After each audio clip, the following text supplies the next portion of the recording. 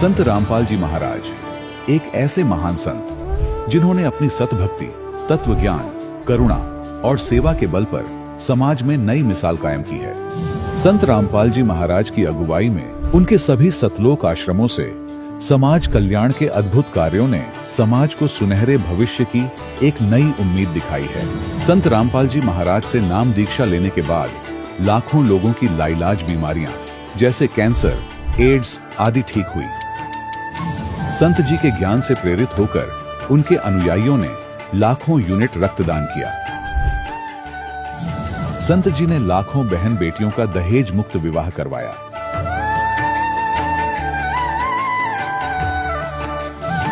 संत जी ने लाखों लोगों का नशा छुड़वाया, करोड़ों उजड़े परिवार बसे। संत जी के आश्रमों में समागम के दौरान निःशुल्क नेत्र चिकित्सा, दंत चिकित्सा प्रदान की जाती है। संत रामपाल जी महाराज द्वारा समय समय पर पर्यावरण संरक्षण के उद्देश्य से बड़े स्तर पर वृक्षारोपण किया जाता है। संत जी ने जरूरतमंदों को तत्काल राहत पहुंचाने के लिए एम्बुलेंस सेवा शुरू की। संत जी अपने अनुयायियों को देहदान के लिए प्रेरित करते हैं, जिससे मानवता की सेवा और चिकित्सा क्षेत्र में सुधार हो सके। संत रामपाल जी महाराज के सभी आश्रमों में हर रोज निःशुल्क भंडारा आयोजित किया जाता है, जहां हर वर्ग, हर जाति और हर धर्म के लोग एक साथ बैठकर भोजन करते हैं।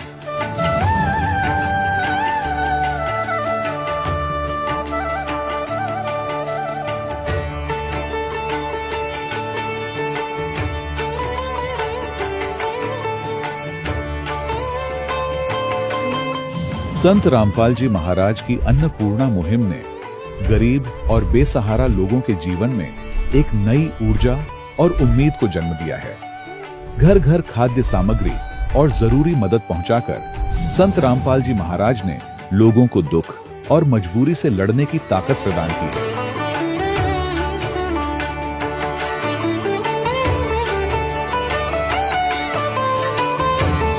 संत रामपाल जी महाराज द्वारा गरीब लोगों के लिए घर बनवाने का अद्भुत कार्य एक ऐसी मिसाल कायम कर रहा है जो सदियों सदियों संत जी की उदारता और दया भावना के तौर पर जाना जाएगा।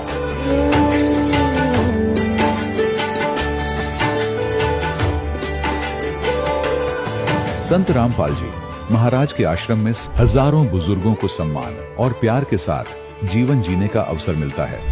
उनके खाने, रहने और स्वास्थ्य की पूरी जिम्मेदारी संत रामपाल जी महाराज उठाते हैं। अनाथ बच्चों के लिए संत रामपाल जी महाराज के सभी आश्रम किसी वरदान से कम नहीं। यहाँ उन्हें शिक्षा, संस्कार और भविष्य के लिए बेहतर अवसर प्रदान किए जाते हैं। चाहे बाढ़ हो, भूकंप या महामारी, संत रामपाल जी महाराज और उनके अनुयायी हमेशा ही जरूरतमंदों के लिए सबसे आगे खड़े रहते हैं। कोविड महामारी के दौरान संत रामपाल जी महाराज के आश्रमों से करोड़ों लोगों के लिए भोजन, दवाइयां और जीवन रक्षक सामग्रियां उपलब्ध कराई गई। चाहे गरीब की मदद हो या किसी शोषित और पीड़ित वर्ग के हक और सम्मान की लड़ाई, संत रामपाल जी महाराज ने हमेशा ही उनकी दबी आवाज को सरकारों तक पहुंचाया है और उन्हें उचित न्याय दिलवाने में अहम भूमिका अदा की है। समाज में आध्यात्मिक और सामाजिक मूल्यों के प्रति जागरूकता लाने में संत रामपाल जी महाराज हर कदम पर मानवता के सच्चे सेवक साबित हुए हैं। संत रामपाल जी महाराज का जीवन हमें सिखाता है कि सच्ची सेवा वही है जो निस्वार्थ भाव से की जाए। आइए हम भी इस महान सेवा के कार्य में इस महान संत से जुड़ें और संत रामपाल जी महाराज से नाम दीक्षा लेकर अपने जीवन को धन्य बनाएं।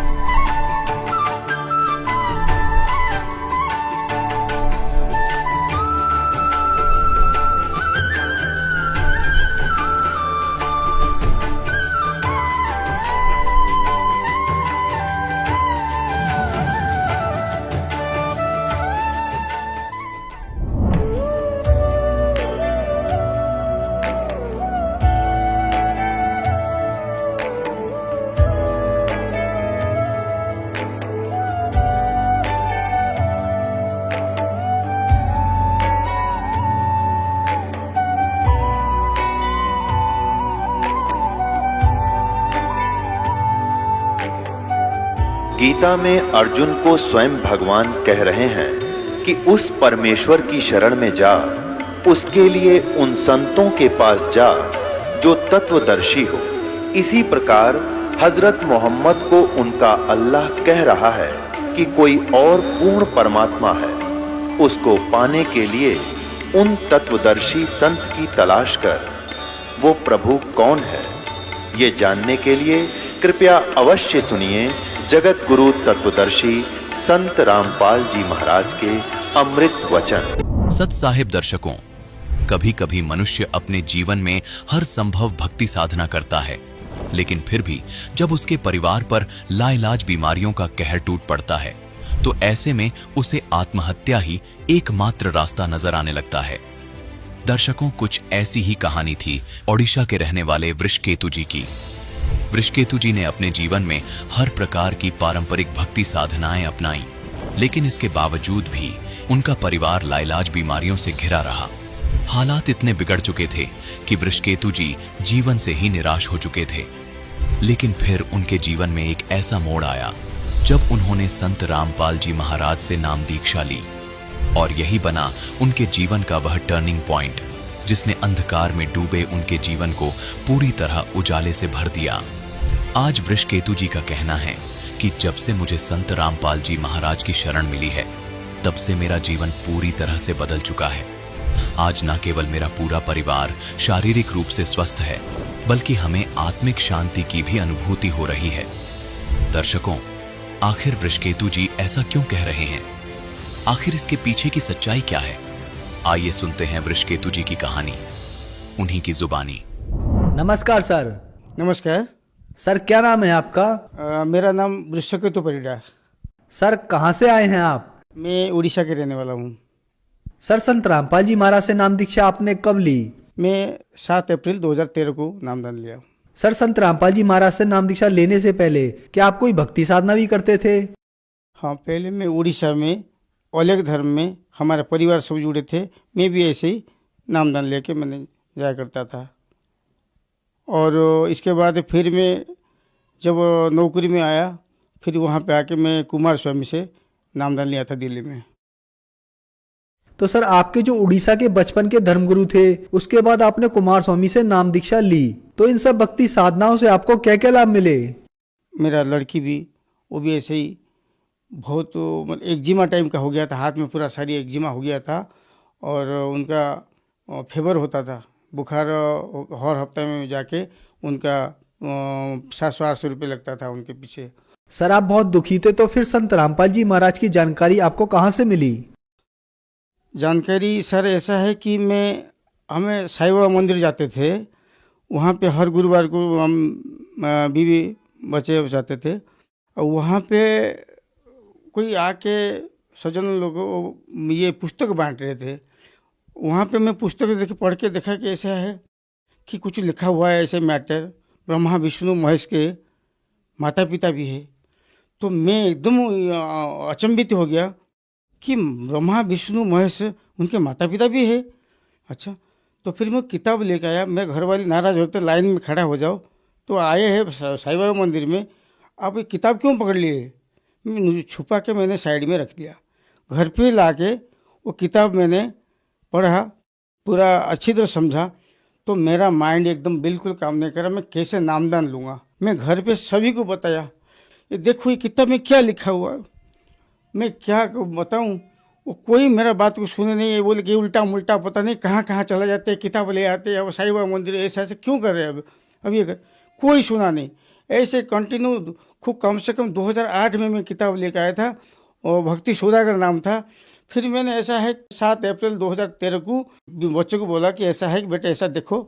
तो वो एक्चुअली क्या है, वो फिर पढ़ा कर पापा देखते ही तो देखा, पापा तो ये ऐसे किताब ऐसे ज्ञान है, और मैं तो कभी सोच भी नहीं सकता ये हमारे कोर्स में क्यों नहीं हो रहा है। हमारा खूब कम से कम हमारा ये जो कोर्स में सिलेबस में भी आना चाहिए ये सब चीज़। सो वो क्या कर, पापा वो किताब देना। वो किताब था भक्ति सौदागर, उसका नाम है उस टाइम पे। वो किताब लेके वो पढ़ने लग गया। तो मेरा घर वाले बिल्कुल नहीं सुनते थे, और बाकी जब ये मेरा बच्चा उनको दिखाया तो वो गदगद हो गया। मेरा नहीं सुनता था, लेकिन मैं लड़की जब बताया वो सुना। तो फिर वो टीवी में मेरा पत्नी वो भी देखा कि देख के ऐसे गदगद हो गया कि चलो ऐसे ज्ञान है, ऐसे है, मैं पहले भी आपका बात माना होता तो हम कब का हमने नामदान लिए होते। चलो ये हम जाके संत रामपाल जी महाराज के पास जाके नामदान ले लेंगे। तो फिर वो तैयार हो गए। हम चारों, 2 लड़की मेरा है और लड़का नहीं है, हम चारों सीधा बस में बैठ के चला गए। इस संत रामपाल जी महाराज के वहीं पे दरबार में पहुंच गया। मेरे को ऐसे एहसास हुआ कि अच्छा ऐसा है, अब पहले नाश्ता कर लो, आप ये भोजन करो, ये भंडूरा करके फिर तुम चलो वहाँ पे नामदान लेना। मैं ऐसे, मेरे को महसूस नहीं हुआ, वो ऐसे भगत थे मेरे देवता जैसे। सर ऐसा है, फिर हमने संत रामपाल जी महाराज के पास से जाके 7 अप्रैल 2013 को नामदान हमने ले लिए। सर, संत रामपाल जी महाराज से नाम दीक्षा लेने के बाद क्या आपको भी कोई लाभ हुए? सर ऐसा है, वहाँ पे संत रामपाल जी महाराज के पास जाके नामदान लिया और संत रामपाल जी महाराज ने हमको आशीर्वाद दे दिए, मेरे को जैसे दे दिए, तो मेरा जॉइंट पेन एकदम पूरा कहीं गायब हो गया। आकर उसी टाइम, उसी वक्त मेरा शरीर एकदम ठंडक हो गया और मैं वहाँ पे संभाला नहीं गया। मैं तो बच्चा जैसे रोना शुरू गया, मेरे को पकड़ के सब लेके गए। और मेरा जो साइनासाइड, जो सिर में दर्द हो रहा था, मैं पट्टी बांध के सोता था, ऐसे दुख हो रहा था, इतना कष्ट हो रहा था, तो वो एकदम गायब हो गया। कहाँ चला गया मैं समझ भी नहीं आया। सर ऐसा है, 4 साल से मेरा लड़की एक्जिमा से पीड़ित था। मैं बहुत कोशिश करके दिल्ली में कई हॉस्पिटल में जाके मैंने ये उसको इलाज करवाने गया था। पैसा भी बहुत खर्च हो गया, लेकिन आखिर में बहुत परेशान होकर रह गया। कुछ में रोने के सिवा कुछ नहीं था, ऐसे ही वो इनका हाथ सड़ रहा था। मैं बहुत परेशान होकर जब गया था वहाँ पे रामपाल जी महाराज के पास जाके, मैं जब आशीर्वाद उन्होंने लड़की ने लिया, तो तभी जाके सारी जितना बीमारी सब तुरंत ठीक हो गए। और मिसेस की ब्लड प्रेशर, जब से मैंने शादी किया था तब से उनका ब्लड प्रेशर था, और उनका संत रामपाल जी महाराज के आशीर्वाद से वो सारी ब्लड प्रेशर पूरा एकदम पूरा नॉर्मल हो गया। और मेरा लड़की ऐसे संत रामपाल जी महाराज के आशीर्वाद से वो एम्स में 2nd ईयर होने जा रहा है, पढ़ाई कर रहा है अभी। और उनका परसेंटेज हाई स्कूल में था 99.8%, और एम्स में जो एंट्रेंस दिया था उसमें भी वही परसेंटेज लेकर आ गया। और स्कूल में प्राइज उनके 24,000 मिला था प्राइज। और जो दिल्ली के मुख्यमंत्री केजरीवाल और जो मनीष सिसोदिया, वो भी आके आश्चर्य हो गए कि एक सरकारी स्कूल में पढ़ के वो ऐसे टैलेंट है, अंग्रेजी में एकदम इतना बढ़िया स्पीच दे रहे और ऐसे प्राइज ले रहे, ऐसे स्कोर रख रहे, हम उम्मीद नहीं कर सकते। वो फिर गला लगा दिए। ये सब संत रामपाल जी महाराज के आशीर्वाद से सब कुछ हुआ। सर ऐसा है कि और एक बहुत बड़ा चमत्कार है। मेरा पत्नी ब्रेन हैमरेज हो गया और उनको एम्स ले गए थे। एम्स में पूरा मना कर दिया कि ये मर जाएगी, इनको ले जाओ, हमारे यहाँ पे कुछ नहीं हो पाएगा। फिर मैं उसको JB पंत लेके गया, वहाँ पे भी मना कर दिया, नहीं इसको तो मर जाएगा, उसको ले जाओ, यहाँ पे नहीं। मैं आके सीधा रामपाल जी महाराज के उनके आश्रम में फ़ोन करा कि ऐसा ऐसा कंडीशन, क्या करूँ। रामपाल जी महाराज ने बोले कि ऐसा है, इनको राम मनोहर हॉस्पिटल में ले जाओ, वहाँ पे एडमिट हो जाएगा और ठीक हो जाएगा, परमात्मा साथ में है। तो मैं ये उनकी बात मान के सीधा राम मनोहर हॉस्पिटल ले गया। ऐसा कि हुआ कि डॉक्टर भी आगे कोई बात नहीं, यहाँ पे सीट है, सब कुछ है, आप आओ यहाँ पे एडमिट कर। तुरंत एकदम ऐसे हुआ कि सब कुछ एकदम सरल हो गया कि वहाँ पे जाके डॉक्टर बोले कि ठीक है, इसमें एडमिट करके इनको इलाज करो। इलाज करने के बाद ऐसे हुआ कि उनके बोले कि ये तो बहुत सीरियस है और 48 घंटा होश में नहीं आएगा, ऐसे ऑपरेशन होगा, ये से। चलो कोई बात नहीं, पर जो भी होगा होगा। हम तो रामपाल जी महाराज के ऊपर छोड़ दिए, जो भी होगा वही करेंगे।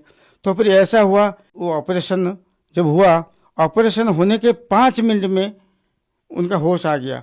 और वहाँ पे जो सीनियर डॉक्टर थे उनके तो हैरान हो गए कि ऐसा है, हम तो पहली बार ये पेशेंट को देख रहे हैं जो कि इतना तुरंत होश आ गया। फिर अचानक उनको दर्द महसूस हुआ, फिर उनको ICU में ले गए। ICU में लेके उनका तब तो होश था, दर्द था। तो उसी टाइम में संत रामपाल जी महाराज उनको पूरा हॉस्पिटल में उनके आईसीयू में पूरा दिखाई दिए उनको। वो उनको कह रहे संत रामपाल जी महाराज कह रहे कि बेटे तेरा उम्र यही इतना था, ये 42 साल तो उम्र था और तो मैं आज एक्सटेंड करा दिया ये उम्र, कोई दिक्कत नहीं, तो कुछ भी है अब सही हो गया। अब इन डॉक्टर मानो जो परेशान हो रहे हैं उनको जवाब दे दे कि मैं ठीक हूँ। तब मेरी पत्नी ने वो बोला कि ऐसा है कि हाँ डॉक्टर साहब ऐसा है, मैं थोड़ा कुछ स्वप्नों साथ देख रहा था, मेरा गुरुजी को मैंने देखा। वो पूछे कौन गुरुजी है? वो बोले गुरुजी संत रामपाल जी महाराज। वो मेरे से बात कर रहे थे कि तुम्हारा उम्र खत्म हो गया था बेटे, तुम्हारा उम्र परमात्मा का कोटे से वो उम्र बढ़ा दिए बेटे, कोई दिक्कत नहीं, उनको बता दो। वही मैं डिस्कशन कर रहा था, इसलिए आपका जो खुजली कर रहे थे मैं कुछ जवाब नहीं दे रहा था। ऐसे ही मेरा पत्नी का उम्र खत्म हो गया था, वो नया जिंदगी संत रामपाल जी महाराज ने दिए है। सर आपने बताया कि आपने संत रामपाल जी महाराज से नाम दीक्षा ली तो आपके घुटनों का दर्द एकदम संत रामपाल जी के आशीर्वाद से ठीक हो गया। आपकी बेटी की एक्जिमा की प्रॉब्लम एकदम से ठीक हो गई, जिसके कारण आप बहुत परेशान थे। उसके अलावा आपकी पत्नी को भी संत रामपाल जी ने एक नया जीवन दान दिया, ब्रेन हेमरेज की प्रॉब्लम से निजात दिलाई। आपकी बेटी आज एम्स में 2nd ईयर में डॉक्टरी कर रही है और 99.8% के साथ उन्होंने एडमिशन लिया, जो कि बहुत बड़ी बात है। तो संत रामपाल जी ने आपको एक बहुत ही सुखमय जीवन प्रदान किया है। तो जो श्रद्धालु आज आपको देख रहे हैं, आप उन्हें क्या संदेश देना चाहेंगे? मैं संदेश ये देना चाहता हूँ कि मेरा ये दास की जितना अटूट विश्वास है, अब समाज को मैं यही दे रहा हूँ संदेश कि सभी संत रामपाल जी महाराज के पास जाके नामदान लीजिए और आत्मकल्याण कराइए और सुख शांति भी लीजिए। सर संत रामपाल जी महाराज से नाम दीक्षा कैसे ले सकते हैं? सर ऐसा है, बहुत सारे टीवी में संत रामपाल जी महाराज के सत्संग चलता है, उसके नीचे पट्टी में एड्रेस और फ़ोन नंबर सब कुछ लिखा होता है, वहाँ देख के आप कांटेक्ट करके आप जाके नामदान ले सकते हैं। धन्यवाद सर। सर नमस्कार। दर्शकों, अभी आपने सुने संत रामपाल जी महाराज से दीक्षा प्राप्त करके सुखी हुए भक्त के अनुभव। अब देखिए जगत गुरु तत्वदर्शी संत रामपाल जी महाराज के मंगल प्रवचन। अब हम छठा पढ़ रहे, कुंती पुत्र। मनुष्य अंत काल में जिस भी भाव को समन करता हुआ शरीर का त्याग करता है, उसको ही प्राप्त होता है। सदा उसी भाव से भावित रहता, तद भाव भावती। ये क्या बताया है कि जो अंत समय में उसी जिसके आस्था रहेगी उसी को प्राप्त होगा, जहां साता वासा वही। और यह 7वें में कहा है कि इसलिए सब प्रकार से सब समय में मेरा स्मरण कर, अनुस्मर मेरा स्मरण कर और युद्ध भी कर, मुझ में अर्पण किए हुए मन बुद्धि युक्त होकर तो निसंदेह मुझे प्राप्त होगा। अब 8वें में फिर क्या कहा है कि यदि अब अभ्यास योग युक्तेन चेतसा, यहां देख रहे हैं कि अनुवाद नहीं का पढ़ते हैं। हे पार्थ, ये नियम तो पहले वाले में था। हे पार्थ, परमेश्वर के ध्यान के अभ्यास रूप योग से युक्त दूसरी ओर न जाने वाले चित्त से, यानी उस परम अक्षर ब्रह्म के। हे पार्थ, यह नियम है कि परमेश्वर के ध्यान के अभ्यास रूप योग से युक्त दूसरी ओर न जाने वाले चित्त से निरंतर चिंतन करता हुआ मनुष्य परम दिव्य पुरुष यानी परम अक्षर ब्रह्म को, उस परम प्रकाश रूप दिव्य पुरुष परमेश्वर को ही प्राप्त होता है ना। उससे दूसरा हो गया गीता ज्ञानदाता से। और 9वें में फिर कहा है, इसमें स्पष्ट भी किया है कवियम पुराणम, पर इसको अभी छेड़ेंगे नहीं, लंबा चैप्टर बन जाएगा। कवि का अर्थ बाद में देखेंगे। जो पुरुष सर्वज्ञ अनादि सबके नियंता, सूक्ष्म से अति सूक्ष्म यानी सबके नियंता, गीता से ज्ञानदाता से अन्य है, वो सबका मालिक और सबके धारण पोषण करने वाला, वो मूल जड़ रूपी परमात्मा अचिंत स्वरूप है। और आदित्य वर्णम, सूर्य के सदृश प्रकाश रूप नित्य चेतन। आदित्य वर्ण माने सूर्य की तरह तेजो में है, उसका प्रकाश में शरीर है भगवान का। अविद्या से अति परे, अविद्या से अति परे शुद्ध सच्चिदानंद घन ब्रह्म परमेश्वर का स्मरण करता है जो व्यक्ति। अब हम 8वें अध्याय का 10वां श्लोक पढ़ रहे हैं। 9, 8, 9 हमने पढ़ लिया, जिसमें गीता ज्ञानदाता किसी अन्य परम अक्षर ब्रह्म की महिमा बता रहा है।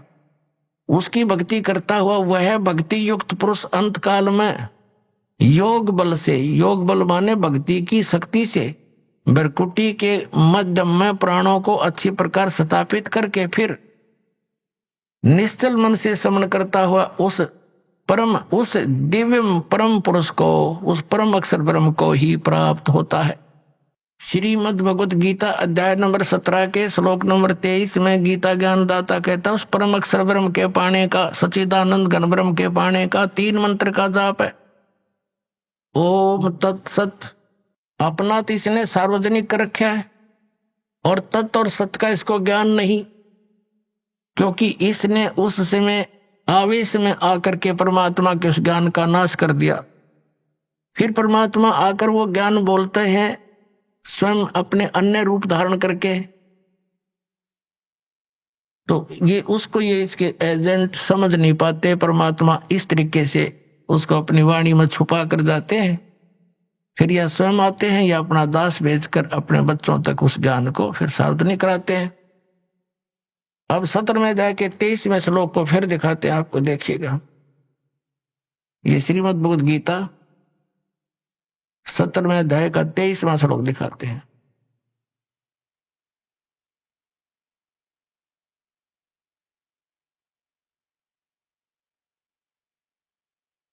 अध्याय नंबर 17 का ये 23 नंबर मंत्र है। ओम तत्सत इति निर्देश ब्रह्मणे त्रिविध समर्थ ब्राह्मणा तेन वेदा च यगा च विहिता पुरा। ओम ओम तत् तत् सत सत। ओम तो सीधा है, तत् और सत ये गुप्त है, सांकेतिक है। ऐसे यह 3 प्रकार का सच्चिदानंद घन ब्रह्म का नाम कहा है, वो परम अक्षर ब्रह्म का नाम कहा है। अब ये क्या स्पष्ट हुआ कि श्रीमद् भगवत गीता में गीता ज्ञानदाता ये ऑप्शन छोड़ रहा है कि उस परम अक्षर ब्रह्म के पाने की विधि उस सूक्ष्म वेद में है। उस ज्ञान को तू तत्वदर्शी संतों के पास जाकर समझ, वो सच्चिदानंद घन ब्रह्म की वाणी में निहित है। अपनात्मा ये 3 अक्षर का मंत्र जो है ये साधना है। अब क्या है, जैसे हमारा जो इष्ट है वो तो परमात्मा सतपुरुष कबीर साहब है।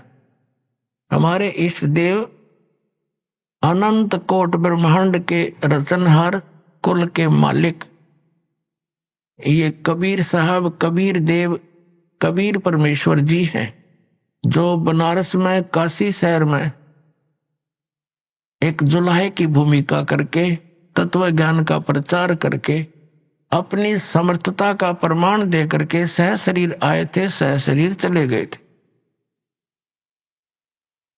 ये हमारे पूज्य इष्ट देव हैं। अब जैसे हमें जल की महिमा का पता है और जल प्राप्त करने के लिए हमने जो भी साधन अपनाने पड़ेंगे, जो साधना करेंगे, वो तो मजदूरी है, वो साधना है। और उद्देश्य क्या है? वो जल प्राप्ति है, वो हमारा उद्देश्य है। तो जो साधना में हम औजार प्रयोग करेंगे वो हमारे उपास्य नहीं है, वो साध्य नहीं है, वो साधना है, और हमारा उद्देश्य जल प्राप्ति है। तो जैसे इस ओम और तत् सत ये 3 मंत्र का जाप है। गीता जी अध्याय नंबर 18 के श्लोक नंबर 62 में गीता ज्ञानदाता कहता है कि अर्जुन तू सर्वभाव से उस परमेश्वर की शरण में जा, उसकी कृपा से ही तू परम शांति को और सनातन परम धाम को प्राप्त होगा। इससे सिद्ध हो गया कि गीता ज्ञानदाता से अन्य वो परम अक्षर ब्रह्म है, उसकी शरण में जाने से परम शांति को और सनातन परम धाम, जो कभी नष्ट न होने वाला शाश्वत स्थान सतलोक प्राप्त होगा। और गीता ज्ञानदाता ने अपने विषय में बता दिया 4 अध्याय के 5 और 9 में गीता जी में। श्लोक में और दूसरे अध्याय के 12 में, 10वें अध्याय के दूसरे श्लोक में, अर्जुन तेरे और मेरे बहुत जन्म हो चुके हैं, तो नहीं जानता मैं जानता। अब इसलिए इसने 18वें अध्याय के 62वें श्लोक में कहा कि सर्वभाव से तू उस परमेश्वर की शरण में जा, उसकी कृपा से तू परम शांति और सनातन परम धाम को प्राप्त होगा। गीता जी अध्याय नंबर 15 के श्लोक नंबर 4 में स्पष्ट हो गया कि तत्वदर्शी संत की प्राप्ति के उपरांत परमेश्वर के उस परम पद की खोज करनी चाहिए, जहां जाने के बाद साधक फिर लौटकर कभी संसार में नहीं आते। अकेले ओम नाम का जाप करने से इसने बता दिया क्या बेनिफिट होगा। 8वें अध्याय के 13वें श्लोक में कि इसका सेवन करेगा तो परम गति को प्राप्त होगा। ओम नाम से होने वाली वो श्री देवी भागवत में और 8वें अध्याय के 13वें श्लोक में श्रीमद् भगवद गीता ने स्पष्ट कर दिया कि वो ब्रह्म लोक में जाएगा और वहां गए हुए प्राणी भी लौट कर आते हैं, जन्म मृत्यु होती रहती है। अब वो साधना कौन सी है जो परम अक्षर ब्रह्म की प्राप्ति होगी, शाश्वत स्थान प्राप्त होगा, जहां जाने के बाद फिर लौट कर कभी वापस नहीं आएंगे। वो साधना है जो दास आपको देता है और उसका संकेत इन पवित्र सदग्रंथों में आपको दिखा दिया। अब 17वें अध्याय के 23वें श्लोक में श्रीमद् भगवद गीता में 3 मंत्र बता दिए। ओम तत्सत। ओम और तत् ये 2 अक्षर का मिलकर एक सतनाम बनता है। ओम तो सार्वजनिक है, तत् ये सांकेतिक है। परमात्मा ने कहा था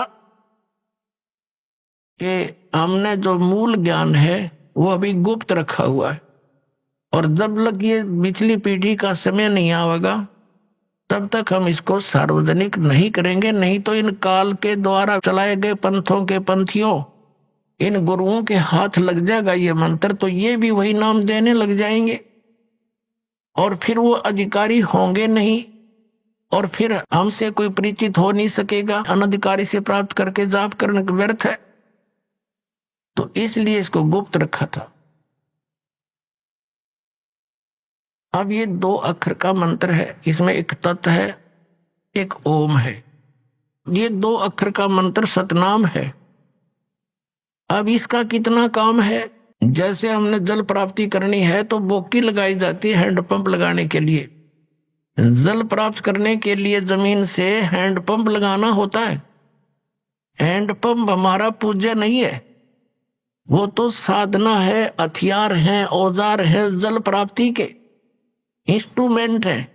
तो ये ओम तत्सत जो मंत्र है ये इंस्ट्रूमेंट है, ये औजार है उस सतलोक में जाने के, उस सतपुरुष के पाने के। तो ये मंत्र हमारे पूज्य नहीं है और ये बुरे भी नहीं है, क्योंकि इनसे हमें भगवान मिलेगा, हमें जल मिलेगा।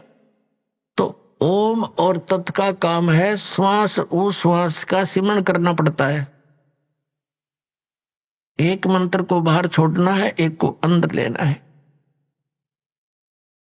तो ये समझो जैसे हम बोकी लगाते हैं पृथ्वी पर, पृथ्वी के अंदर उसको खोदते हैं। बोकी होती है लोहे की पाइप सी और उसको मारते हैं नीचे, तीखी होती है आगे से वो, और उसमें मिट्टी भरती चली जाती है, मिट्टी को बाहर निकाल देते हैं, फिर उसको फिर मारते हैं। तो वो फिर साथ के साथ उसमें पाइप भी डाउन करते जाते हैं, लोअर करते रहते हैं। तो वो बोकी और पाइप का काम है वो जल तक पहुंच जाना। जल प्राप्ति नहीं करवा सकती बोकी और वो पाइप। जल प्राप्ति के लिए हैंडपंप लगाना पड़ेगा उसके ऊपर, फिर वो हैंडपंप हिलाना पड़ेगा, तब वो जल मिलता है। ऐसे ओम और तत् ये 2 अक्षर का मंत्र तो समझो बोकी मारनी है श्वास वो श्वास से। और जब कारीगर यानी मैकेनिक, मिस्त्री, हैंडपंप लाने वाला ये देख लेगा कि अब हैंडपंप बांधने का, लगाने का समय आ गया है, जब जल मिलेगा, तो वो तभी उस पे हैंडपंप लगाता है, नहीं तो कहता रहता है वो की और मारो और लगाओ, लगे रहो। तो पुण्यात्माओं, जिस समय आपका इस सतनाम की भक्ति की कमाई, आपकी भक्ति की कमाई जब सही हो जाएगी, उस समय सारनाम दिया जाएगा। यह सारनाम समझो हैंडपंप है, और हैंडपंप का भी फिर सिमरण करना है, उसकी मजदूरी करनी है, उसकी साधना करनी है। तब वो जल मिलेगा। तो ये तीनों मंत्र, आदि नाम भी कहते हैं सार नाम को, आदि नाम, और सतनाम को कहते हैं 2 अक्षर का, ये ओम और एक तत्। तो इन तीनों मंत्रों के साधना से हमें परमात्मा मिलेगा। जैसा कि आपको पूर्व में बताया है कि ये भोली आत्मा इन अज्ञानियों के साथ, इन चोरों के साथ कितने खुश हैं, बड़े परम धनी मिल गए हैं, संत मिल गए। तो उसके विषय में सूक्ष्म वेद में परमात्मा कबीर जी ने कहा है कि साधों से ती मस्करी और चोरा नाल खुशहाल, ये मल अखाड़ा जीतेंगे युगों युगों के माल। तो इवन कहते हैं चोरों नकलियों संतों के पास तो बड़े प्रसन्न हुए बैठे हैं। और जब से इस दास ने यह मार्ग स्टार्ट किया परमेश्वर की आज्ञा से, उसी दिन से संघर्ष का सामना करना पड़ रहा है। क्रोथा कांड इसी कारण से करवा दिया अज्ञानी दुष्ट लोगों ने। तो कह रहे हैं परमात्मा के ये मल अखाड़ा जीतेंगे, ये युगन युगन के माल है। क्योंकि आप पिछले जन्म जन्मांतर से भक्ति करते हुए आ रहे हो और उनके अंदर विशेष कसक रहती है भगवान की। तो वो पुण्यात्मा जा फंसी इन काल के दूता के, इन राधा स्वामी धन धन सतगुरु और ये जनोद दालेर, आगरा वाले, और ये मथुरा वाला जय गुरुदेव, ये ठाकुर जी महाराज, ये सारे के सारे काल के भेजे हुए एजेंट हैं। इन्होंने सारे दुनिया को अपने पीछे लगा लिया। अब क्या बताते हैं कि अब ये पुण्यात्मा परमात्मा की चाह में लगे हुए थे, युगों युगों के माल हैं, पहलवान हैं, रेसलर हैं ये। अरे रुक नहीं सकती आत्मा भगवान बिना। इनके अंदर एक कैसी प्रेरणा है पिछले संस्कारों से। और अब ये फंस गए इन काल के दूता के, वहां कोई भक्ति है नहीं, जोत लगवाना इन्हें बंद करवा दिया, धर्म कर्म की कोई रास्ता नहीं, कोई विधि नहीं, शास्त्रों को साधना नहीं। तो ये नास्तिक हो जाएंगे कुछ दिनों में। अगर ये मार्ग स्टार्ट ना होता भगवान वाला तो पूरा भारतवर्ष नास्तिक हो जाता। और ये नास्तिक हो ही गए हैं। जैसे ईसाई हैं, सब मांस खावें, शराब पीवें, सिगरेट ये पीवें, कोई बाउंडेशन नहीं, और एक बार चर्च में नौकरी और चलवाई। तो ये कोई भक्ति है? यहीं तक सीमित था। कुछ दिनों के बाद ये जितने भी उन दूसरे महापुरुषों के पास चले गए, उनको परम धनी जान के अब सबकी दुर्गति हो जाएगी, थोड़े दिन में शुरू हो जाएगी। और फिर वो नास्तिक हो जाएंगे, सोचेंगे कितने भगवान नहीं है। हमने 6-6 घंटे ध्यान लगा के देख लिया, गुरुजी तो 2.5 घंटे बताए थे। तो अब परमात्मा ने मेहर बख्श दी कि आपको ये यथार्थ भक्ति मार्ग मिल गया। अब क्या है कि जैसे ये तो मल अखाड़ा जीतेंगे युगन युगन के माल, वो पुण्यात्मा सच्चे ज्ञान को सुनेंगे, फिर भाग होंगे अपने सारे स्थान पर। वो रुक नहीं सकते वहां पर। आज कोई बालक है, बाल की खाल उतार लेता है जीव। एक बार इसका समझ में आई थी का उनको परम धनी मान लिया, ये जो कहते फाइनल है। अब उन्हें कक्का भी ना पता, ना सतनाम का पता, 500 नाम काल के जाप करवावे, हर बात बड़ा सतलोक जान की। ना उनको सतनाम का पता, ना सचखंड का पता, ना सार नाम का पता, ना सार शब्द का पता। वही सतनाम, वही सार शब्द, वही सतपुरुष, वही सतलोक, वही सचखंड। ये कोई बात हुई? सरने पैरन के ज्ञानकार बात बनाओ सचखंड जान की। अब पुण्यात्मा परमात्मा के पाने का ये 3 मंत्र का साधन है। इस 3 मंत्र के जाप का समर्थन श्रीमद् भगवत गीता हमारे पवित्र सदग्रंथ ने भी संकेत कर दिया। और फिर जो हम आपको प्रथम मंत्र देते हैं, ये कंप्लीट जो ज्ञान है, कंप्लीट कोर्स, ये सच्चिदानंद घन ब्रह्म की वाणी कबीर वाणी में है, परमात्मा की वाणी में है। उसमें सारा कुछ लिखा हुआ है इन सब कमलों के बारे में। चक्र जो हमारे रीढ़ की हड्डी के अंदर की तरफ, ये मूल कमल, स्वाद चक्र, नाभि कमल, हृदय कमल, कंठ कमल और ऊपर त्रिकुटी कमल, ये सभी के जाप मंत्र उस सूक्ष्म वेद में है।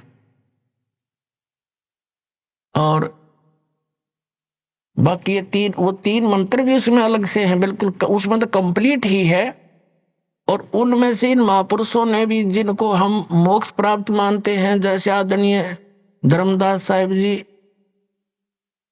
आदरणीय मुल्कदास साहिब जी, आदरणीय दादू साहिब जी, आदरणीय गरीबदास साहिब जी, आदरणीय नानक साहिब जी, आदरणीय घीसा दास साहिब जी।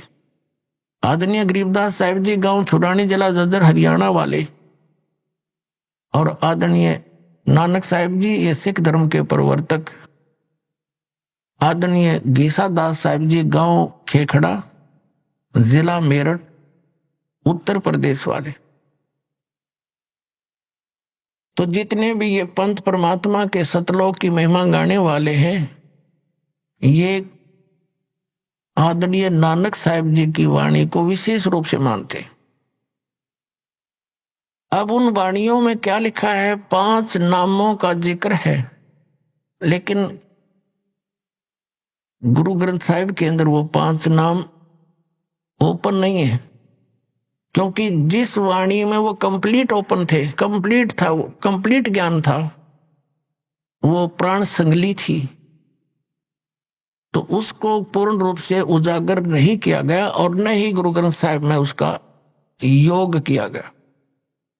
किस लिए नहीं किया गया? क्योंकि उसके अंदर वो कंप्लीट कोर्स था, जिसमें 2 अक्षर का नाम, ये सतनाम भी था। अब पुणात्मा, ये तो सदग्रंथों से आपको दिखा दिया, 3 मंत्र के जाप से बात बनेगी। अब उन महापुरुषों ने जिन्होंने परमात्मा के कौन से मंत्र का जाप किया, वो भी आपके रूबरू कराते हैं। पुणात्मा, परमात्मा ने कहा था, धर्मदास मोरी लाख दवाई, ये सार शब्द कहीं बार न जाई, सार शब्द बार जो पढ़ी, बिचली पीढ़ी हंस नीतर ही। फिर क्या बताया था कि इस सतनाम को भी सार्वजनिक नहीं करना। और परमात्मा ने क्या बताया है कि सोहम शब्द हम जग में लाए, और फिर सार शब्द तो हमने कति गुप्त छुपाए। ये जो अन्य पंथों के पंथी सोहम नाम भी साथ में ये कहीं की ईंट कहीं का रोड़ा बना करके इसका प्रयोग करते हैं। कहते हैं किसी भी 52 अक्षर के अंदर लिपिबद्ध किसी भी ग्रंथ में कबीर परमेश्वर से पहले इस सोहम अक्षर की जानकारी नहीं थी, लिखा नहीं था कहीं पर। तो परमात्मा कहते सोहम शब्द हम जग में लाए, फिर भी सार शब्द हमने गुप्त छुपाए। गरीबदास साहिब जी को परमात्मा मिले, सचखंड लेकर गए, वापस छोड़े, अपनी आंखों देखी, उस पूरा विवरण बताया। तो क्या बताया कि नामा छिपा ओम तारी, पीछे सोहम भेद बिचारी, सार शब्द पाया जद लोई, आवागमन बहुर न हुई। नामदेव नाम के एक महापुरुष छिपा जाति में हुए। कहते हैं नामा छिपा ओम तारी। आदरणीय नामदेव साहिब जी ये छिंबी जाति में, छिपा जाति में थे, और उनको पहले ओम की ही रट लगा रहे थे, उसकी लो लगा रहे थे तारी, और पीछे सो हम भेद बिचारी। जब परमात्मा आकर मिले उस प्यारी आत्मा को, वो गुण है मालिक का, अपने अच्छी आत्माओं को खोजते फिरते हैं। कबीर साहब कहते हैं गोता मारूं स्वर्ग में, अर्जा बैठूं पाताल, कह कबीर ढूंढता फिरूं अपने हीरे मोती लाल। फिर नामदेव जी को जब समझाया और ये ज्ञान बताया, ये मंत्र दिया दूसरा, तो कहते हैं नामा छिपा ओम तारी, पीछे सो हम भेद बिचारी, और सार शब्द, फिर सार शब्द मिलेगा, सार शब्द पाया जद लोई, आवागमन बहुर ना हो। ये है जन्म और मरण के, इस दीर्घ रोग के नाश करने का 3 मंत्र का ये साधना जाप, ये मंत्र है। अब इसके लिए आदरणीय गरीबदास साहिब जी ने अपनी वाणी में लिखा है, राम नाम जप कर थर होई, ओम सोहम मंत्र दोई। ये 2 मंत्र हैं सतनाम के, और इन्हीं मंत्रों को कौन जाप करते थे? आदरणीय नानक साहिब जी। अपने आत्माओं, जिन महापुरुषों के ये गुण गाते हैं कि वो पार हो गए, और वो ये कहा करते कि गुरु ग्रंथ साहिब में 5 शब्दों की धुनकार धुन सुने, ये कोई बात है? वो शब्द अलग हैं, वो मंत्र न्यारे हैं, उनसे प्रकट होने वाली धुन इस शरीर में तो असंख्यों धुन है। कबीर साहब ने कहा कि अंड और पिंड के पार सो देश हमारा है। गरीबदास साहिब जी ने कहा कि वो शब्दों की जो वास्तविक धुन है, जो उस सतलोक में जो धुन हो रही है, वो इसके पार है। कोई हैरे परले पार का जो भेद कहे उस धुन, उस जनकार का ये नकली है। इसके अंदर जो सुनता है सारा काल ने अपनी माया के द्वारा दुर्गा से ये नकली लोग, नकली धुन इस शरीर के अंदर प्रकट करवा रखी, उसकी नकल करके सतलोक की। इनको जो भी पिंड में सुनते हैं, अंड, ये पिंड और अंड एक ही है, ये तीन बनाए बैठे, अंड पिंड और ब्रह्मांड, ये तीन है। अरे तरह के जो भैया अज्ञानियों। अब आपको दिखाते हैं आदरणीय नानक साहब जी ने क्या जाप किया। एक समय मर्दाना और बाला दो सेवक से उनके साथ रहा करते थे। उन्होंने प्रार्थना की कि हे गुरुदेव, हमें एक बार श्रीलंका की सैर करा दो। नानक साहिब जी ने कहा कि आंखें बंद करो। आंखें बंद करके खोली तो समुद्र के किनारे खड़े थे। नानक साहिब जी ने कहा कि मेरे पीछे पीछे आ जाओ, जल के ऊपर चलेंगे जैसे पृथ्वी पर चलते हैं, और तुम वाहेगुरु वाहेगुरु कहते रहना। अब वो दोनों वाहेगुरु वाहेगुरु करते हुए चल पड़े। नानक साहिब जी वो दो अक्षर का मंत्र उच्चारण करके सुमन करते जा रहे थे। मर्दाना ने सोचा गुरुजी तो ये दो अक्षर का मंत्र जाप कर रहे हैं, मैं भी क्यों ना यही मंत्र करूं। तो उसने दो अक्षर का मंत्र जाप शुरू किया। वो लगा डूबने। तब नानक साहिब जी ने कहा कि मर्दाना, गुरु की आज्ञा की अवहेलना करने से ये दंड लगता है, तो वही मंत्र कर जो मैंने बोला है। तो फिर वो वाहेगुरु कहने लगा। फिर उसी तरह जल के ऊपर थल की तरह चलने लगा। अब यहां झटका देना अनिवार्य था नानक साहिब जी के द्वारा, कि नहीं तो ये नाम सार्वजनिक हो जाता। ऐसा भय मान गया पूरा सिख समाज कि यदि इस नाम का जाप कर लिया तो मर्दाना की तरह दंडित हो जाएंगे और गुरुदेव की आज्ञा की अवहेलना होने से हानि हो जाएगी। इसी कारण से वो प्राण संगली के अंदर नानक साहिब जी ने सारा भी डिटेल लिखी थी। उसको गुरु ग्रंथ साहिब में नहीं रखा, बल्कि उसको समुद्र दरिया में बहा दिया था। वो तो एक संत ने प्रार्थना करके निकाल लिया, उसका कुछ अंश बच गया, बाकी अध्याय वो नहीं रखे, साथ में छोड़ दिए। तो अब दिखाते हैं आपको।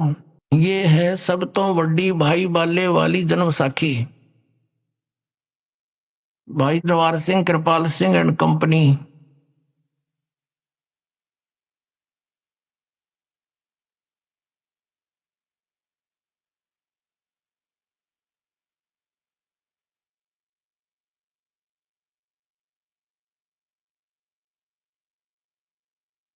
ये है ई जन्म साखी, अज तक छप चुकिया नालों वड्डी है। सब तो वड्डी ते पुरातन यानी पुरानी है, भाई बाले वाली जन्म साखी। श्री गुरु नानक देव जी दी पंजे साहिब दी साखी ते दसा बादशाह दे जीवन समेत मुकम्मल साखियां हन। प्रकाशक हैं भाई जवाहर सिंह, कृपाल सिंह एंड कंपनी। पुस्तकां वाले गली नंबर 8, बाग रामानंद, अमृतसर। ये यहां छपी है। अब इसके हम चलते हैं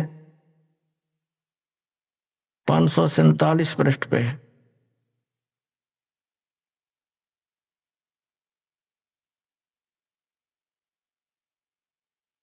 समुद्र दी साखी। ये है 547 पृष्ठ, समंदर दी साकर दी। बाला संधु उवाच, यानी बाला संधु ने उवाच माने उसका कथन। ताते है गुरु अंगद जी जद गुरु नानक जी अजिते पासों विद्या होए, ता मर्दाने किहा सच्चे पातशाह जी असा समंदर ता देखिया, पर लंका ना देखी जिथे रामचंद्र जी चढ़ाई कीती है। ता गुरु नानक जी किहा चलो भाई बाला ते मर्दाना तुहानू रंज नहीं करना, आखी मिटो आंखें बंद करो। जब आंखें मीट के खोलिया ता समंदर दे कंडे जाई खड़े हुए ते आखण लगे बाला ते मर्दाना मेरे पीछे पीछे चले आओ। मुखों वाहेगुरु वाहेगुरु कहंदे आओ ते आगे आगे गुरुजी तुर पे। जैसे धरती ऊपर तुरदे सन उसे तना समुंदर ऊपर तुर पे। ता चले जान जावण ते पीछे पीछे बाला ते मर्दाना जावण। ता मर्दाना विचार कीती कि गुरु जी गुरु नानक देव जी ओम सोहम जपदे जांदे हन। ता मर्दाना भी ओम सोहम लगा जपण ते लगा गोते खावण। ता गुरु नानक जी देखण ता मर्दाना गोते खांदा है।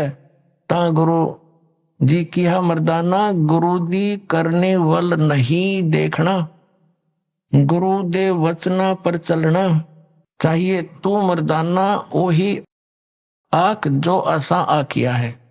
ता मर्दाना फिर लगा वाहेगुरु वाहेगुरु कहन। ता फिर जल ऊपर उसी तरह तुरन लगा।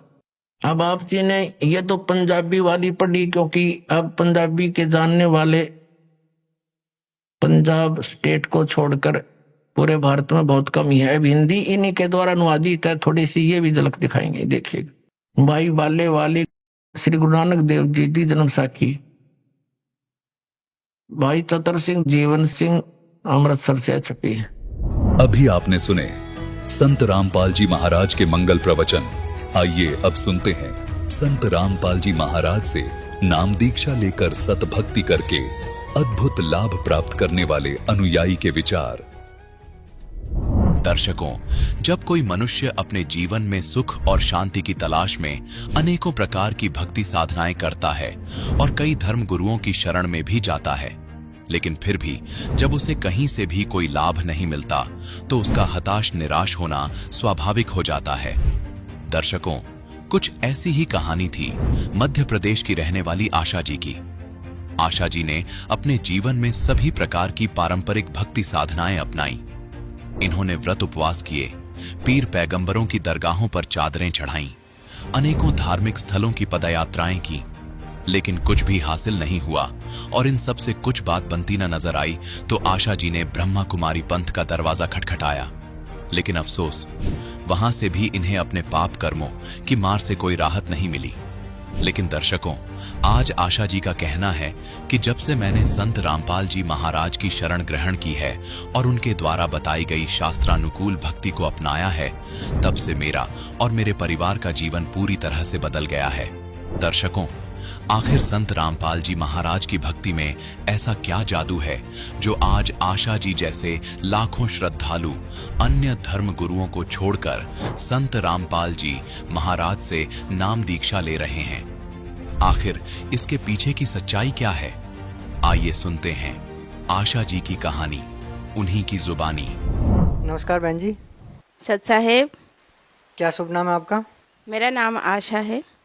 कहाँ से आए हैं आप? मैं सिगरौली ज़िले से आई हूँ। संत रामपाल जी महाराज की शरण में आने से पहले आप क्या भक्ति साधनाएं करते थे? मैं संत रामपाल जी महाराज जी की शरण में आने से पहले मैंने हर देवी देवता की भक्ति करी है। बचपन से ही मुझे लगाव था। मैंने गणेश जी से शुरुआत करी थी। गणेश जी से शुरुआत करने से फिर मुझे लगा कि नहीं, कुछ मुझे लाभ नहीं मिल रहा है, तो मैंने शिव भगवान की करी, वहाँ भी लाभ नहीं मिला। मैंने देवी की करी, देवी की करने से ऐसा लगा कि नहीं कुछ मिल रहा है, मैं फिर देवी में ही अटक गई। उसके बाद फिर लगा कि नहीं कुछ फ़ायदा नहीं हो रहा है। उसके बाद मैं ओम शांति से ब्रह्म कुमारी आश्रम से जुड़ी। मैं ब्रह्म कुमारी आश्रम से जुड़ने के बाद कुछ मन में ऐसा संतोष हुआ कि नहीं कुछ है यहाँ, कुछ शांति मिली मुझे। फिर मैं उसी में लगी रही। फिर ऐसे लगे वहाँ भी मुझे ऐसा लगा कि नहीं यहाँ भी कुछ नहीं है। मन में एकदम खिन्न हो गया कि अब मैं कहाँ जाऊँ। बहुत तकलीफ़ होने लगी मन में। फिर मैं परेशान रहने लग गई, तबीयत भी मेरी ख़राब रहने लगी। बहुत दुख होने लगा मुझे कि क्या जीवन है, यहाँ तो कुछ सुख शांति है ही नहीं, किसकी भक्ति करें, कहाँ जाएं, कहीं कुछ भी नहीं मिल रहा था मुझे। मैंने ऐसे ही करते करते भगवत गीता पढ़ी। भगवत गीता को पढ़कर ऐसा लगा कि लोगों से सुना था मैंने कि इसको पढ़ने से मन के जो सवाल रहते हैं वो कहीं ना कहीं उसका उत्तर मिल जाता है, लेकिन मेरे साथ उल्टा हो गया। मैं गीता को पढ़ते पढ़ते ऐसा दिमाग खराब हुआ कि मैंने उसको ऐसी फेंकी कि फिर मैंने नहीं उठाई। उसमें ऐसे शब्द थे कि आप तत्वदर्शी संत की खोज करिए। उसका सार यही निकला, मैंने उसको जितना भी पढ़ा समझा तो उसका सार यही निकला कि आप तत्वदर्शी संत की खोज करिए और उनसे नाम लीजिए। मैं बोली अब मैं कहाँ जाऊँ, किसको मैं तत्वदर्शी संत मानूँ, कौन है, मुझे कौन मिलेगा। फिर मेरी खोज ये समझ ली कि समाप्त ही हो गई। फिर मैंने इस पर ध्यान नहीं दिया, परेशान रहने लग गई। पर मन में ये इच्छा थी कि मुझे कोई तो मिले, कहीं से तो सुख मिले, ऐसे ही सब पे परेशान ही रह गई। बहन जी, जो पहले आप भक्ति करते थे उन भक्ति को करने से आपको क्या लाभ मिला? सर मुझे कुछ भी लाभ नहीं हुआ, मैं बस परेशान ही रही। कुछ होते थे जैसे ताकि भगवान से श्रद्धा ना हटे, थोड़े थोड़े होते रहे, लेकिन मन को शांति नहीं मिली, परेशान ही रही मैं। आप संत रामपाल जी महाराज की शरण में कैसे आए? सर मैं संत रामपाल जी महाराज जी की शरण में ऐसे आई कि संत रामपाल जी महाराज जी ने हर जगह प्रचार करवाया है और गुरु जी ने हमारे यहाँ सिगरौली में भी गुरु जी की गाड़ी गई, वहाँ प्रचार हुआ। संयोग ही था कि मैं उस दिन मार्केट आई थी और गाड़ी में पेट्रोल ख़त्म हो गया था। ये सब एक संयोग ही था, गाड़ी में पेट्रोल ख़त्म हो गया। मैं वहीं चौराहे पर खड़ी हो गई और चौराहे पर ही गाड़ी खड़ी हुई थी। उसमें से एक भगत जी आए और उन्होंने मुझे एक पुस्तक दी, बोले दीदी ये पुस्तक ले लीजिए। उस गाड़ी भी वहीं खड़ी थी और मैं पुस्तक को भी उलट पलट के देख रही थी। मुझे ऐसा लग रहा था जैसे इसमें ब्रह्मा कुमारी वाला ही ज्ञान है। उस पुस्तक को लेने का मेरा कोई भी विचार नहीं था। मैं वापस करने लग गई तो भगत जी ने बोला दीदी ले लीजिए, अच्छी पुस्तक है। मैंने कहा कि कितनी कीमत है? उन्होंने कहा 10 रुपया। मुझे बहुत अच्छा लगा कि इतनी मोटी पुस्तक 10 रुपये। फिर भी मैं सोची, लेकिन गुरु मालिक की इच्छा हुई, मन में ऐसी इच्छा हुई कि चलो हम तो ऐसे ही पैसे फेंक देते हैं। मैंने वो 10 रुपये की पुस्तक फिर मैंने ले ली और फिर मैंने उस पुस्तक को पढ़ी। मैं उस पुस्तक को पढ़ के 2-3 पेज ही मैंने पढ़े थे। उसमें एक वर्ड आया कि भगवान कोई गार्ड और नहीं है जिनको कैद करके रखा जाए। ये शब्द मेरे मन को इतना लगा कि वाकई इस पुस्तक में मेरे मन की बातें हैं। मुझे वो पुस्तक बहुत अच्छी लगी और उस पुस्तक को पढ़ के मेरे मन में उमंग आया कि नहीं, मेरे मन में जो सवाल बचपन से उठ रहे हैं, जिसका जवाब मुझे कहीं नहीं मिला, कोई नहीं दे पाया, शायद इस पुस्तक में वो जवाब मुझे मिले। और मैंने अपनी खुशी मेरे आसपास जो भी थे मैंने सबसे जाहिर करी और उस पुस्तक को फिर मैं आगे पढ़ी। आगे पढ़ते पढ़ते मुझे बहुत अच्छा लगा, बहुत ही अच्छा लगा। और मैंने अपने भगत जी से भी कहा कि मुझे ये जो पुस्तक मुझे मिली है ये संत रामपाल जी महाराज हैं और मुझे इनके यहाँ जाना है। आपने मेरे पीछे बहुत पैसा खर्च किया, मेरी बीमारी में बहुत पैसा लगाया, कहीं कोई लाभ नहीं हुआ, लेकिन आप एक उपकार मेरे ऊपर और कर दो और मुझे ये संत रामपाल जी महाराज जी के पास मुझे ले चलो, हो सकता है कि मुझे यहाँ से कुछ लाभ हो। बस इसी तरह मैं संत रामपाल जी महाराज जी के पास आई। जो भक्ति संत रामपाल जी महाराज ने आपको दी है उससे करने से आपको क्या लाभ मिला? जो संत रामपाल जी महाराज जी ने जो भक्ति दी है उसको करने से मुझे बहुत लाभ हुआ।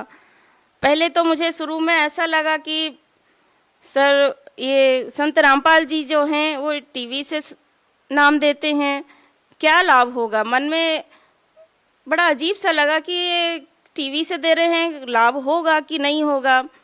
फिर दर्शन के लिए गुरुजी के पास गई मैं। गुरुजी ने सिर में हाथ रखा। मैं बोली गुरुजी मुझे कष्ट है। गुरुजी ने कहा कि आपका कष्ट ठीक हो जाएगा, भक्ति करो।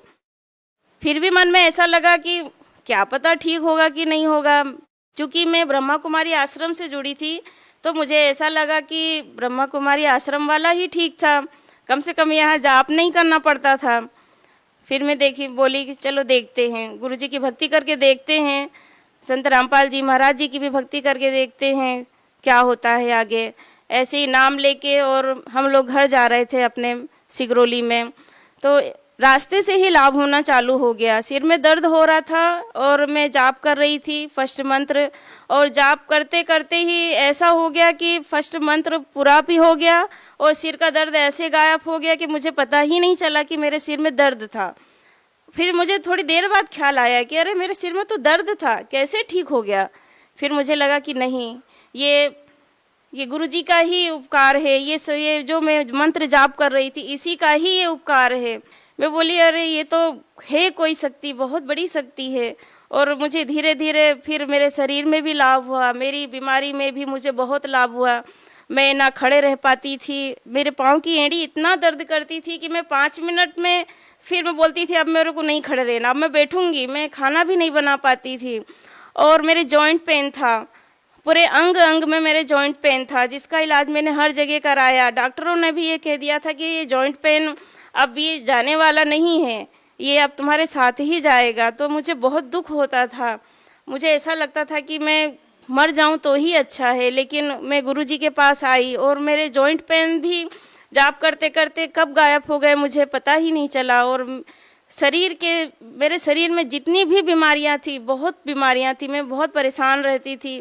पेट में गैस बनना, सिर में दर्द होना, घुटने में, कंधे में, कमर में, बहुत तकलीफ में मैं रहती थी। और ये सब तकलीफ़ें मेरी 1 महीने में सारी तकलीफ़ें मेरी ख़त्म हो गई और गुरुजी के प्रति मेरी श्रद्धा बहुत ज़्यादा बन गई थी। एक बार मेरे भगत जी छत पे गए थे, किसी दूसरे की सेटरिंग लगी थी, छत ढलाई होनी थी छत की, और वो सीढ़ी जो बांस की सीढ़ी रहती है उससे चढ़ के वो ऊपर गए और सेटरिंग का जायजा किया। उन्होंने देखा और जब वो उतरने लग गए ऊपर से, तो जैसे ही उतरना उन्होंने को चालू किया तो ऊपर की सीढ़ी ही टूट गई।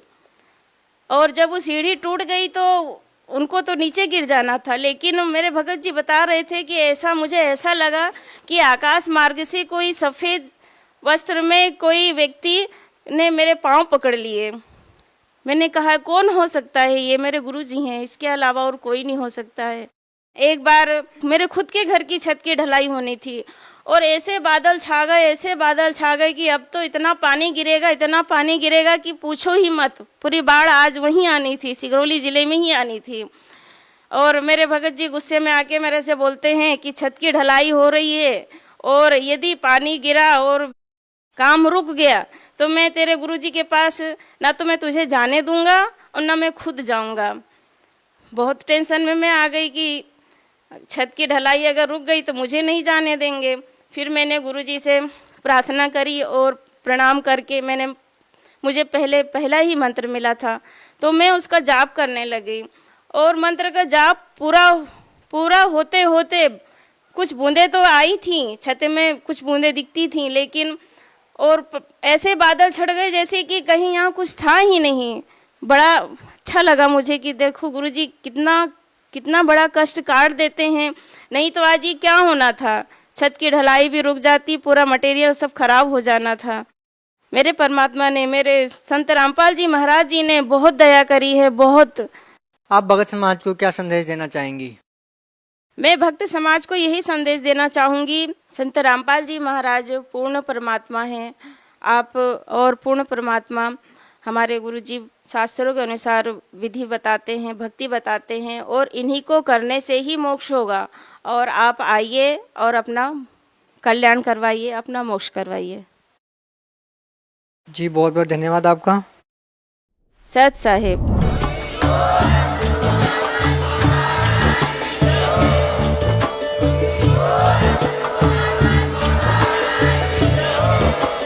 आप सुन रहे थे जगत गुरु तत्वदर्शी संत रामपाल जी महाराज जी के मंगल प्रवचन। अधिक जानकारी के लिए विजिट कीजिए हमारी वेबसाइट www.jagatgururampalji.org। संत रामपाल जी महाराज जी के शुभ आशीर्वाद से पूरे विश्व भर में 500 से भी ज्यादा नाम दीक्षा केंद्र हैं, जिन पर संत रामपाल जी महाराज जी द्वारा ऑनलाइन निशुल्क नाम दीक्षा दी जा रही है। अपने नजदीकी नाम दीक्षा केंद्र का पता करने के लिए संपर्क करें 8222880541।